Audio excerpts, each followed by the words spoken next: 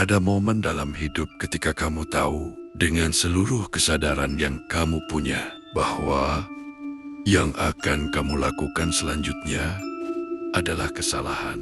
Tapi kamu tetap melakukannya. Bukan karena kamu bodoh, bukan karena kamu tidak takut, tapi karena ada sesuatu yang lebih kuat dari rasa takut yang mendorongmu maju. Dan malam itu, sesuatu itu mendorong saya untuk membuka tas Mbak R. Selama 3 hari, setelah melihat jejak kaki itu, saya mencoba meyakinkan diri sendiri bahwa semua yang saya lihat bisa dijelaskan secara logis. Jejak kaki itu mungkin dari anak salah satu kru yang dibawa ke studio. Siluet di monitor mungkin memang gangguan teknis yang belum terdeteksi. Sepasang mata di dalam tas mungkin hanya pantulan cahaya dari benda yang ada di dalamnya. Tapi saya tidak bisa menjelaskan satu hal.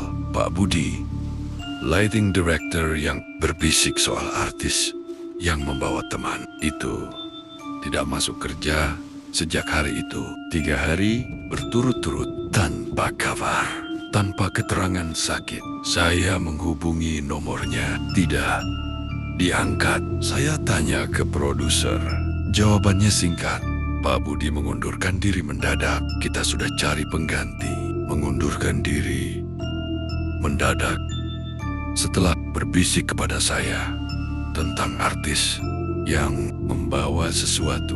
Kebetulan yang terlalu sempurna untuk disebut kebetulan. Hari keempat setelah kejadian jejak kaki itu, kesempatan yang saya tunggu akhirnya datang. Mbak R harus keluar studio untuk sesi fitting kostum di lantai atas gedung. Proses yang biasanya memakan waktu 2 jam. Asisten dan manajernya ikut semua. Studio bawah kosong, termasuk ruang ganti Mbak R. Saya berdiri di depan pintu ruang ganti itu selama hampir 5 menit. Tangan saya di gagang pintu, kaki saya tidak mau bergerak maju. Lalu saya ingat jejak kaki kecil itu yang masuk tapi tidak keluar. Saya membuka pintu. Ruang ganti itu wangi parfum mahal khas Mbak R. Semuanya rapi, kostum tergantung teratur, meja rias penuh produk perawatan yang harganya mungkin lebih dari gaji bulanan saya. Dan di sudut ruangan seperti biasa, tas kecil itu hari ini tidak terkunci. Resletingnya terbuka sebagian. Saya berjalan ke sana, berlutut di depannya, mengambil napas panjang, dan membuka resletingnya sepenuhnya. Isi tas itu tidak banyak. Sebuah cermin kecil berbingkai kayu hitam menghadap ke bawah, persis seperti di rumah Mbah Uti yang pernah saya ceritakan sebelumnya di channel ini. Beberapa lembar kain merah yang dilipat rapi, sebuah botol kecil berisi cairan berwarna kecoklatan, dan di dasar tas terbungkus kain hitam tipis. Sebuah boneka kecil, mungkin sepanjang telapak tangan saya, terbuat dari bahan yang saya tidak bisa pastikan. Bukan kain biasa, teksturnya terlalu padat, terlalu berat untuk ukurannya. Wajahnya diukir dengan detail yang mengganggu. Ekspresinya tidak bisa saya definisikan sebagai senyum atau bukan senyum.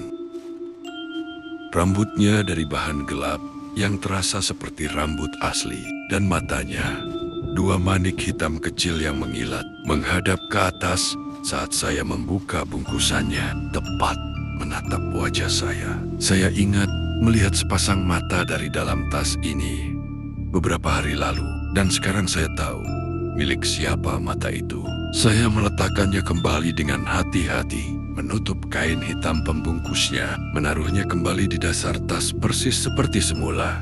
Tangan saya gemetar, tapi pikiran saya bekerja cepat. Saya mengambil HP dan memotret isi tas itu sebelum menutup kembali resletingnya. Lalu saya keluar dari ruang ganti itu dan menutup pintunya seperti tidak pernah masuk. 2 jam kemudian, Mbak R kembali dari fitting kostum. Saya memperhatikannya dari jauh saat dia masuk ke ruang ganti. 30 detik kemudian, dia keluar lagi. Matanya langsung mencari sekeliling studio, berhenti saat bertemu pandang dengan saya. Mas, panggilnya. Suaranya terdengar normal, tapi ada sesuatu di matanya yang membuat saya tidak nyaman. Tadi ada yang masuk ke ruang ganti saya? Tidak ada, Mbak.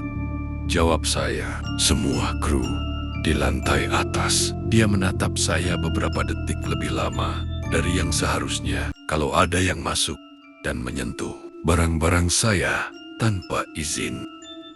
Dia berhenti sejenak. Itu tidak baik untuk siapapun. Lalu dia kembali masuk ke ruang ganti dan menutup pintunya. Saya berdiri diam di tempat saya berpijak. Kalimat itu bukan ancaman, tapi seperti peringatan. Malam itu, di rumah saya, membuka foto-foto yang saya ambil dan mempelajarinya lebih teliti.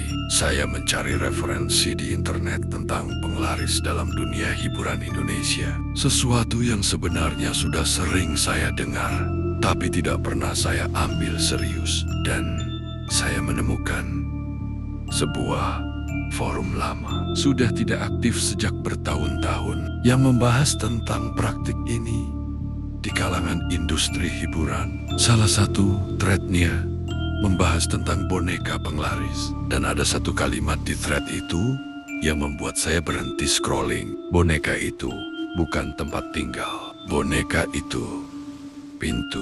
Dan kalau kamu membuka pintunya tanpa izin, kamu sudah mengundang yang ada di dalamnya untuk mengenalimu. Hari-hari setelah saya membuka tas itu, sesuatu berubah di studio.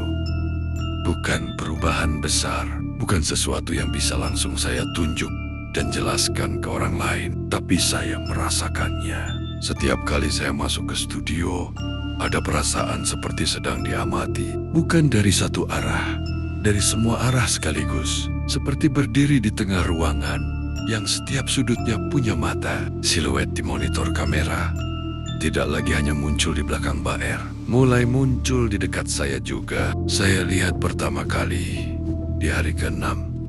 Setelah membuka tas itu, saya sedang duduk di kursi monitor sendirian, mengecek footage hari itu. Ketika di layar, di kamera yang mengarah ke meja tempat saya duduk, saya melihat siluet itu berdiri tepat di belakang kursi saya. Saya memutar badan seketika. Tidak ada siapapun. Saya balik ke monitor. Siluet itu masih ada. Kepala miring ke kanan, menghadap ke arah punggung saya. Saya menutup laptop dan keluar dari studio. 3 hari kemudian, hal yang lebih mengganggu terjadi. Saya pulang kerja dan masuk ke apartemen saya, melepas sepatu di depan pintu, berjalan ke dapur untuk minum air.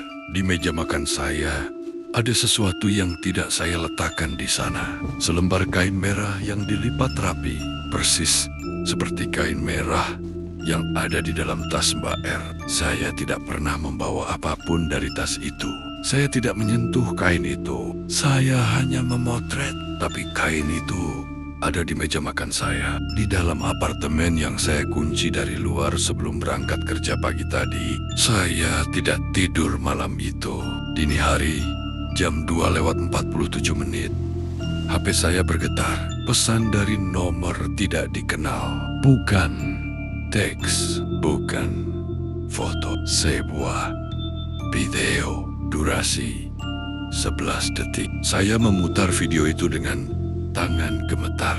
Isinya rekaman dari dalam studio kami. Sudut pengambilan dari atas, persis seperti kamera monitor di sudut kiri atas studio. Di dalam video itu terlihat saya dari belakang, sedang berlutut di depan tas Mbak R, membuka resletingnya, mengambil boneka itu.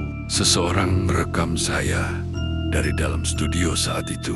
Tapi studio kosong. Saya yakin studio kosong. Dan di detik terakhir video itu, tepat sebelum rekaman berakhir, kamera bergerak seperti sesuatu yang memegang kamera itu, sengaja memutar sudutnya, mengarah ke depan, menampilkan wajah sesuatu yang merekam saya. Saya menutup video itu sebelum sempat melihat jelas, tapi sempat sepersekian detik saya sempat melihat dan ekspresinya persis seperti ekspresi boneka di dalam tas itu. Keesokan paginya, saya masuk studio dengan satu tekad. Saya akan bicara langsung dengan Mbak R. Saya tidak peduli lagi soal profesionalisme, tidak peduli soal pekerjaan saya. Saya butuh jawaban. Tapi Mbak R tidak datang syuting hari itu. Manajernya bilang Mbak R sakit mendadak, tidak bisa dihubungi. Syuting ditunda. Saya duduk di kursi di tengah studio yang lengang itu, sendirian. Meja monitor menyala, semua kamera aktif, tapi tidak ada yang merekam. Saya menatap layar monitor sudut kiri atas. Kamera yang selama ini menangkap siluet itu. Layarnya kosong, hanya studio yang sepi. Lalu HP saya bergetar lagi. Pesan dari nomor tidak dikenal yang sama. Kali ini teks satu kalimat. Mbak R tidak sakit. Dia sedang mempersiapkan sesuatu untukmu. Saya menatap pesan itu. Jari saya hover di atas tombol reply. Lalu saya mendongak ke layar monitor. Di studio yang seharusnya kosong itu, di sudut paling jauh dari kamera, tas kecil Mbak R ada di sana, ditinggal, terbuka, dan dari jarak sejauh itu, melalui layar monitor beresolusi tinggi, saya bisa melihat boneka itu duduk di atas tas, menghadap langsung ke kamera, menghadap langsung ke saya. Saya punya dua pilihan, pergi dan tidak pernah kembali ke studio itu, atau mendekati tas itu dan mencari tahu apa yang sebenarnya Mbak R persiapkan. Kalian tahu pilihan mana yang saya ambil? Part 3, akhir dari cerita ini, segera hadir.